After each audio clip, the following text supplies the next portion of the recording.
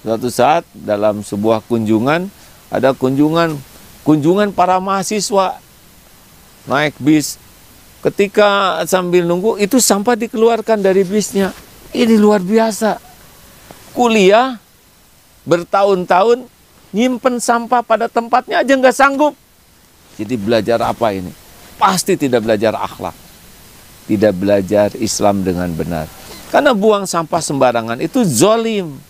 Tidak ada yang lebih pahit dari berharapnya hati kepada Allah. Allahumma ftah lana hikmataka ya Allah.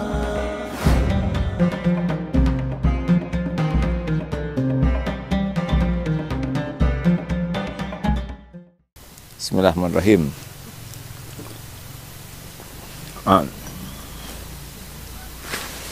Lanjut. Ayo. Jadi kalau kita ingin jadi orang Islam yang baik, awali dengan tekad tidak ganggu orang, tidak merugikan orang, tidak membuat perasaan orang tidak enak. Udah diam aja lah. Maksud diam ini adalah jangan lakukan apapun yang kira-kira membuat orang lain menjadi tidak nyaman. Sekali lagi, jangan banyak komentar, jangan banyak nanya, jangan banyak celetak-celetuk, ya. Dah, tahan aja, mending zikir aja, istighfar yang sembunyi-sembunyi, ya. Kalaupun kita mau bicara, terus dipilih antara pilihan kata, mana kata-kata yang paling aman, terus dirasa-rasakan bagaimana nada. Biasanya ini itu kalau enggak nyaman, nanti tekanannya itu membuat orang tidak nyaman. Makanya kalau hati kita sedang tidak enak, sedang tidak nyaman, udah nggak usah banyak ngomong. Karena kalau kita ngomong juga orang lain yang dengar bakal ikut tidak nyaman. Jadi kalau hati sedang tidak enak, tidak nyaman, memang yang paling pas tuh jangan bicara, jangan menulis apa-apa. Karena itu akan vibrasinya, auranya bikin orang tidak enak. Tahan aja lah dulu.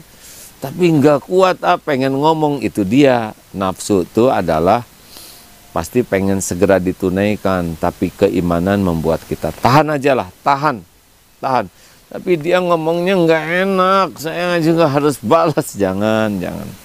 Percayalah, kalau kita membalas omongan tidak enak seperti menyiram bensin ke api. Bisa jadi lebih terbakar. Yang penting kalau ada kebakaran, itu adalah apinya padam, supaya tidak nambah kerusakan. Itu yang pertama, al-muslimu man salim al-muslimuna min lisani. Jadi dari lisan dulu, ya. Kemudian wayadi, tangan. Tangan ini mewakili sesuatu yang fisik. Kalau lisan mewakili sesuatu yang non fisik. Nah, kita tidak boleh ganggu orang dengan gerakan tubuh kita. Coba rasakan, ini enak nggak ditunjuk ginian? Nggak enak. Enak tidak? Bandingkan dengan jempol, enakan mana? Bandingkan dengan tangan terbuka, enakan mana? Ternyata semua ini ada rasanya. Kenapa kok ditunjuk pakai jempol enak? Apa pernah ngemut jempol? Gini rumusnya, ketika kita nunjuk begini ke orang, ini hati kita lagi nggak enak, lagi sombong biasanya, lagi merendahkan orang. Kenapa nunjuk-nunjuk merendahkan orang? Tanya aja, apa berani telunjuk ini kita keluarkan kepada orang yang kita hormati? Misalkan ke atasan, bos, sini, nggak berani ini sama calon mertua, mau menikahkan anaknya nggak, yakin batal. Berani keluar telunjuk ini pada umumnya ketika kepada yang rendah, selain nunjuk sesuatu, ya. Tapi kenapa ini enak? Karena hati kita lagi enak, hati kita sedang menghormati orang. Silahkan ke sebelah sana. Nah, itu enak juga nular. Jadi hati enak, keluar fisik, gerakan yang asapnya ini enak. Ya. Kenapa tangan terbuka lebih enak? Karena inilah yang dilakukan Rasulullah SAW. Jadi rekan-rekan sekalian, gerakan tubuh ini akan memiliki makna. Coba kalau gini, maaf ya, gini nih. Gimana, ha? Apa nih yang kerasa kalau begini? Ada bahasa tersendiri nggak dengan begini? Ada. Kaki naik, ini kaki nelonjor gini aja, udah ada bahasa sendiri nih. Kita kurang menghargai orang yang ada di depan kita, betul? Kaki dinaikin ke meja, oh lebih buruk lagi. Saya mohon maaf ya para pemirsa, kalau saya tunjukkan gini tuh, atau kaki dua-duanya nelonjor di depan, udah jelas kita kurang respect kepada orang yang di depan kita. Kenapa? Ya kecuali yang kakinya sakit nggak bisa dilipat ya, kecuali yang memang tidak memungkinkan dilipat. Tetapi pada umumnya kaki nelonjor ini kita tidak berani lakukan kepada orang yang kita hormati. Berarti kalau kita nelonjor kepada yang di depan kita kurang respect. Jangan lakukan walaupun tidak bicara, tapi tubuh ini bisa bermakna banyak. Contoh nih, nggak enak ini. Apa artinya begini? Artinya sikat gigi ya. Sikat kening. Kalau orang udah menyekatkan gini tersinggung. Atau begini. Kenapa orang tersinggung disebut begini? Karena dianggap upil. Nah, hadirin sekalian, jadi harus sangat hati-hati dengan gerakan tubuh kita. Jangan sampai kita merugikan orang lain dalam bentuk apapun, karena kualitas keislaman kita bisa kita lihat dari kemampuan kita menahan diri untuk tidak merugikan orang. Fokus begini saja terus ya. Latih. Nanti kalau kita tidak merugikan orang lain, kita nyaman.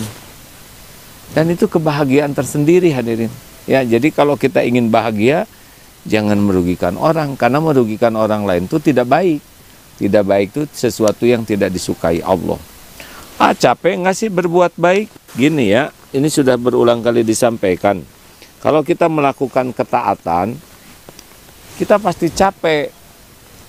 Ketaatan makin hebat, ketaatannya kita capek. Tapi dengan istirahat capeknya hilang, dan yang tetap awet itu pahalanya, ganjarannya. Capeknya hilang nih kalau kita berbuat kebaikan, tapi pahalanya akan awet kalau ikhlas. Kalau kita berbuat maksiat, berbuat dosa yang kita anggap menyenangkan, maksiat, zina dan sebagainya, itu pasti kesenangannya itu hilang, suatu saat itu hilang. Tapi yang tetap itu dosanya dan hukumannya. Makanya mending kita capek dalam kebaikan aja. Dan sebetulnya capek fisik, hatinya nggak capek. Kalau berbuat baik tuh bahagia nggak? Bahagia kalau ikhlas. Kalau nggak ikhlas nggak bahagia. Gimana? Ya berbuat baiknya jaim. Agar dianggap sebagai orang baik itu capek. Kalau ingin jadi orang baik itu enak. Kalau ingin dianggap sebagai istri baik, suami baik, orang tua baik, guru baik, kiai baik, kalau niat kita ingin dianggap orang lain, nah ini capek berbuat baiknya. Kita capek berbuat baik kalau ingin orang lain tahu kebaikan kita, itu capek juga. Dia akan ada upaya supaya orang lain tahu, dan kalau orang lain nggak tahu aja sakit hati kita. Juga kita akan capek berbuat baik kalau nunggu orang lain berterima kasih. Saya udah nolong sama dia nggak tahu terima kasih, sakit ya.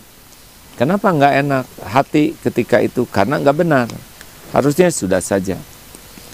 Mengingat-ingat kebaikan kita juga nggak enak. Aduh, saya tuh udah nolong dia, saya udah berjasa, saya udah membiayai, saya sudah memfasilitasi, saya. Kalau kita sering mikir gitu, pasti nggak enak. Kenapa nggak enak? Karena tidak benar. Harusnya gimana? Ya sudah, alhamdulillah kita bisa berbuat baik, berarti Allah menolong kita berbuat baik, selesai. Saya udah ngasih tuh ke anak yatim, bukan saya yang ngasih, Allah yang ngasih ke anak yatim.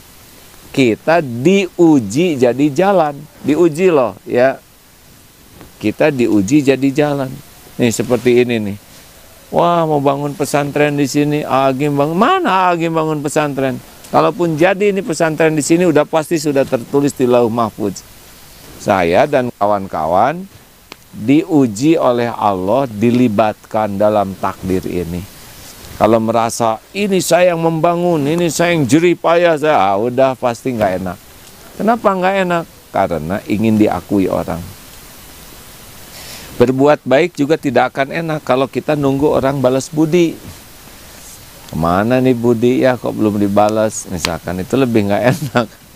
Budi siapa? Budi Susanto. Nah itu sia-sia hadirin. Jadi udah aja lakukan, lupakan, lakukan, lupakan. Nah kembali ke al-muslimu man salimal muslimuna, seperti di jalan ya, naik motor, naik mobil. Itu klakson itu memang di beberapa negara beda-beda adab klakson tuh ya. Ada yang di beberapa negara termasuk di Malaysia atau kalau tid itu orang tersinggung itu. Sampai orang luar negeri yang ke Indonesia tuh kagum.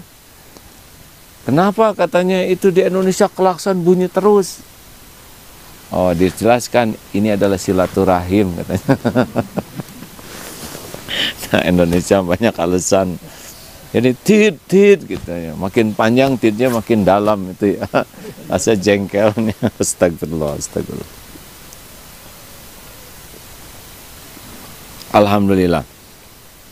Termasuk parkir. Ada yang parkir ngalangin orang tuh di jalan. Itu termasuk dalil ini nih. Bayangkan dia parkir membuat orang jadi sulit. Ini tiap orang yang lewat kalau keluar doa bisa jadi petaka ini. Ya semoga Allah mengampuni sahabat kita ini. Suatu saat sedang lewat di Geger Kalong Girang, macet dari sana sini. Ternyata di belokan ini ada parkir motor yang ke tengah sehingga sulit. Sesudah saya turun cari, maaf, ini motor siapa? Oh saya, maaf Pak, saya sedang fotokopi, saya mau S2 tuh kalau selesai tuh. Tesis. Saya bikin tesis, saya mau. Terus apa hubungannya tesis dengan parkir di jalan ya? Apalagi ini S2, sekolah yang sudah lama nih, 12 tahun tambah 4, 16, tambah berapa gitu ya. Kenapa parkir motor aja nggak bisa? Ini luar biasa. Suatu saat dalam sebuah kunjungan, ada kunjungan para mahasiswa naik bis. Ketika sambil nunggu, itu sampah dikeluarkan dari bisnya. Ini luar biasa. Kuliah bertahun-tahun, nyimpen sampah pada tempatnya aja nggak sanggup.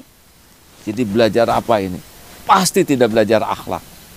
Tidak belajar Islam dengan benar. Karena buang sampah sembarangan itu zolim. Menempatkan sesuatu tidak pada tempatnya. Bagaimana menurut merokok? Pertanyaan ini lagi. Lo kan sendiri yang nanya. Iya emang. Kalau menurut saya ya, merokok itu Kediri itu paru-paru ini kan punya hak udara bersih nih, seperti ini nih, enak kesini jauh-jauh, udara bersih. Kalau diberikan asap rokok secara kajian ilmiah itu beracun. Berarti menurut saya sih kalau Kediri sudah menzolimi diri. Bagaimana ke orang lain juga punya hak udara bersih. Kalau kita merokok kemudian dihembuskan ke orang lain, maka orang lain akan teracuni. Kita sudah zolim. Kediri zolim, ke orang lain zolim. Tidak boleh. Tidak boleh. Karena al-muslimu man salimal muslimuna min lisanhi wa yadihi. Tidak boleh, karena itu perbuatan tangan yang merugikan orang lain. Ini dari sudut pandang pemahaman saya dari ini ya. Terserah, ada yang mengatakan ini makruh, ada yang mengatakan ini haram. Tapi kalau Asim merasa kalau saya merokok, saya menzolimi diri saya dan menzolimi orang lain. Tapi kan saya memberikan rezeki ke tukang dagang, tukang rokok, memang bakal selalu ada alasan, ke tukang tembakau ya. Kalau mau memberi rezeki, mereka udah ada rezekinya sendiri kok ya. Kita rezekinya kasih dengan sedekah aja, tidak harus dengan berbuat seperti itu. Jangan sampai parkir sembarangan, buang sampah, merokok. Lalu bagaimana kalau kentut? Kentut itu kan bagian dari nikmat, ya untuk kita pelakunya nikmat, ya. Tetapi oleh orang yang efek samping itu ya yang membuat tergantung memang tingkat itulah ya derita yang didapat. Sebaiknya minta maaf ya. Misalkan dalam satu majelis taklim kita udah ya gak bisa nahan gitu ya, kita jangan berlipat zalimnya. Atau misalkan ngeheos ya, tidak bunyi tetapi tercium, kemudian di depan teh ada nenek-nenek sedang ngaji gini aja, terus kita teh udah kita yang kentut, kita nunjuk, ini zalim berlipat-lipat ya enggak, kita terdakwanya tapi kita menuduh orang lain yang sedang ngantuk dan nenek itu sedang wirid, bayangin, kita tuduh sebagai ahli kentut. Ini zalim, tidak boleh. Kalau ada yang nanya, siapa yang buang angin, ngaku aja. Kenapa kentut di sini? Kesehatan Pak. Gitulah, jangan. Ya sudah saya tahan Pak, tapi tak tertahankan. Nah hadirin sekalian, kita harus sangat serius untuk parkir, buang sampah, merokok, atau bunyi-bunyian ini. Rumah deketan, hati-hati nih. Mau masang paku, bilang sama tetangga, jangan sampai kita enak masang paku, ngebor, pas itu di kamar tidur kakek yang sedang sakit. Coba, harus kita baik-baik dulu. Atau bakar sate, gimana nih, kita bakar sate pas tetangga deketan, hati-hati nih, harus kita kirim satenya. Kenapa? Karena dia yang tidak ingat sate jadi ingat sate. Yang tadinya tidak pengen sate gara-gara jadi pengen sate. Terus kita lihatkan ke tetangga, nih enak, itu lebih keji lagi, kirim. Atau beli buah-buahan, beli anggur, beli apel, lewat ke depan rumah tetangga, anak-anaknya pada lihat. Kita masuk ke rumah, tetangga anaknya merengek, pengen anggur, pengen apel, pengen seperti itu. Terus kita dari jendela, zalim, kirim. Jangan sampai tetangga jadi bermasalah gara-gara kita beli barang yang kita sukai dan orang jadi ingin. Sampai sebegitunya Islam tuh mengatur supaya kita jaga diri, ya. Kenapa tatentot begitu? Baik. Sekarang kita akan ini tahap pertama ya, al-muslimu man salim al-muslimuna min lisanihi wa yadihi. Jadi kita ini mencoba memperbaiki keislaman kita. Jadi sekarang ada satu amalan yang harus kita lakukan kalau kita tahajud atau malam-malam adalah memikirkan berapa banyak orang yang saya sakiti, berapa banyak orang-orang yang terugikan oleh saya, berapa banyak orang-orang yang hatinya nggak enak karena saya. Kita pikirkan itu.